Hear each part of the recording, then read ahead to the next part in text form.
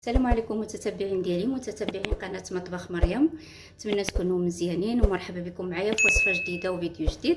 اليوم ان شاء الله غادي نعمل معكم هذه الوصفه ديال الباذنجان اللي كتجي مزيونه بزاف، كيجي مقرمش. ان شاء الله غادي يعجبكم ويعجب وليداتكم. خليكم معايا تتبعوا مقادير وطريقه التحضير على بركه الله. كما كتشوفوا متتبعين ديالي عندي برنجال والكميه كتبقى على حساب اللي بغيتو نتوما.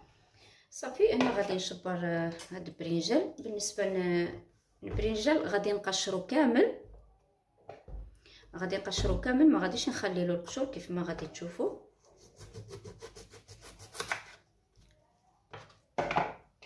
نحيدو له القشور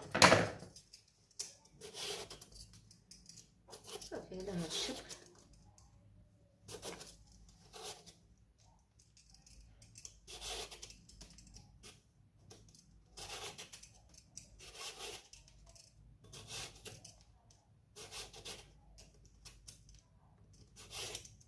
هنايا كما كتشوفوا صافي كنحيدو له القشور كامل، ما كنخليوش القشور نهائيا.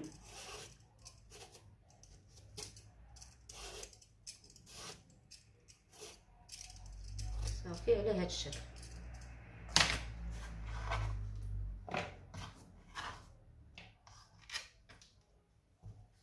انا غادي نقشر البرنجال ديالي كامل.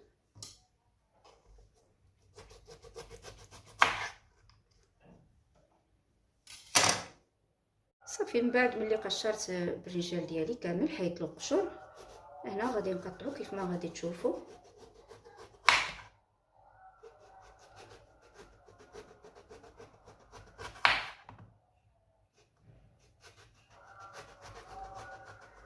على هذا الشكل هذا.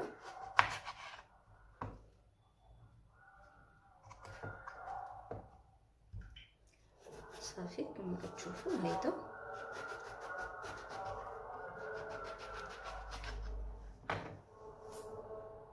صافي. هنايا ما تقطعوش، ما يكونش رقيق بزاف وما يكونش غليظ بزاف. صافي غادي نقطعوه هيدا على شكل هيدا قطع طوالين، شرائح طوالين على هذا الشكل.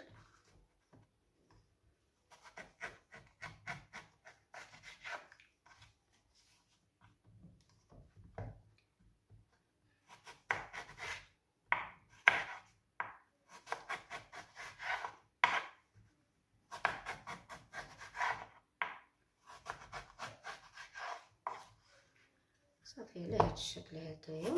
كما قلت لكم ما يكونوش رقاقين بزاف وما يكونوش غلاطين بزاف. المهم كما كتعرفوا ان برنجال دغيا كيطيب، سواء في القلي سواء كما طيبتوه راه هو دغيا كيطيب، ما كيديش واحد الوقيته بزاف لا في القلي لا في الطيب.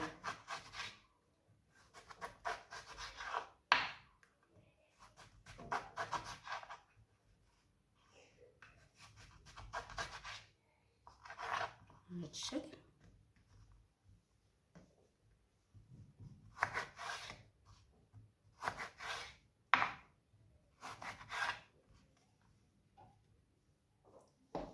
صافي نكمل انا هاد الكميه اللي عندي ديال البرنجال ونرجع معكم.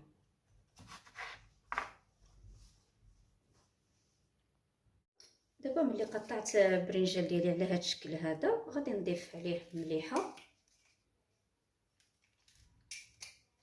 ملح على حسب الذوق ديالكم، وغادي نضيف عليه فلفل اسود الابزار شويه.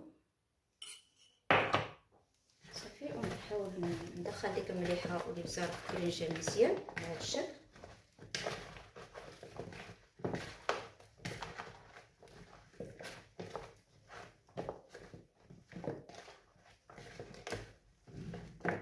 صافي نحاول نملح مزيان هذا البرنجال ومع الابزار على هذا الشكل.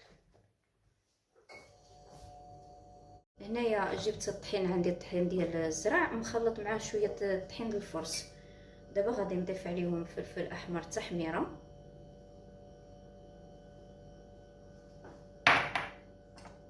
وكيمون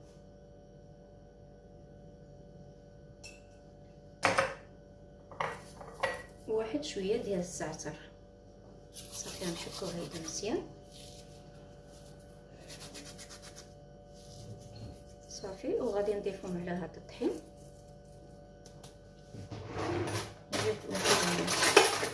معلقه غادي نخلط الدقيق ديالنا مع هاد التوابل.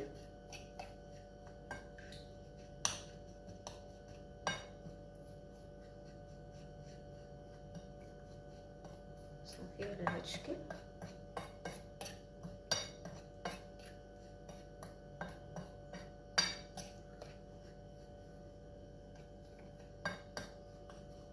صافي باش ديك التوابل ما كيبقاوش في واحد الاتجاه، كنخلطوهم مزيان مع الطحين.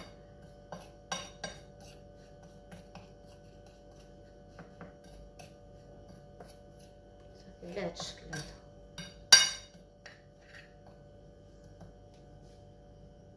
وهنا عملت البيض، غادي نطربو مزيان مع بعضياتو.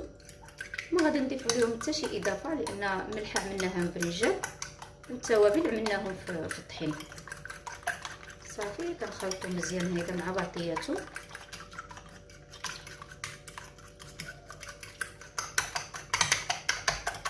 صافي على هذا الشكل. صافي دابا غادي نبدا نجيب البرنجال ديالنا اللي قطعنا، غادي نبدا نقوزو هنايا في هذا الطحين والتوابل، وغادي نقوزو هنايا في البيض كما كتشوفوا، وعاوتاني غادي نردو هنايا للطحين على هذا الشكل.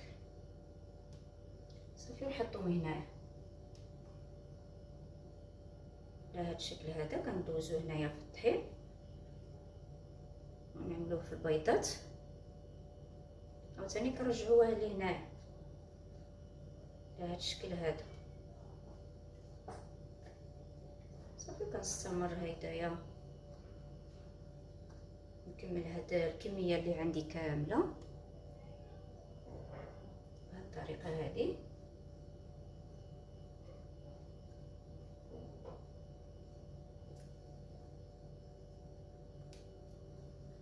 صافي الطريقه سهله وبسيطه وواضحه.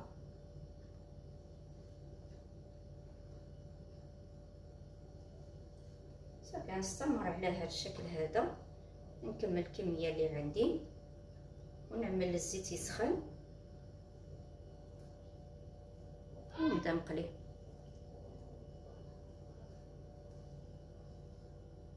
صافي هنايا عملت الزيت خليته يسخن مزيان، عملت البرنجال ديالنا يتقلى، وكما كتعرفوا الطريقه ديال القلي راه ساهله وباش الحمد لله كيعرف يقلي. خليو الزيت تسخن مزيان، خاصه الا كانت عندكم شي ماكله كتلصق ولا شي حاجه ضروري تخليوها تسخن مزيان. صافي هنا غادي نقلي الكميه اللي عندي ونرجع معكم في الشكل النهائي. المتتبعين ديالي كما كتشوفوا هذه هي الطريقه ديال البرنجال اللي عدلت معكم. كيجي مقرمش، كيجي بنين بزاف، وغادي يعجبكم ان شاء الله. جربوا هذه الطريقه هذه وغادي تعجبكم. انا رافقته هنايا مع مايونيز، ممكن ترافقوه مع اي صوص عندكم متوفره، ان شاء الله غادي يعجبكم. شكرا لكم على حسن المتابعه، وما تنسوش لايك الفيديو، بارطاجيو مع الاهل والاحباب، واللي باقي ما مشتركش في القناه يشارك. وشكرا لكم كاملين، وانتظروني في فيديو اخر ووصفه جديده ان شاء الله. السلام عليكم.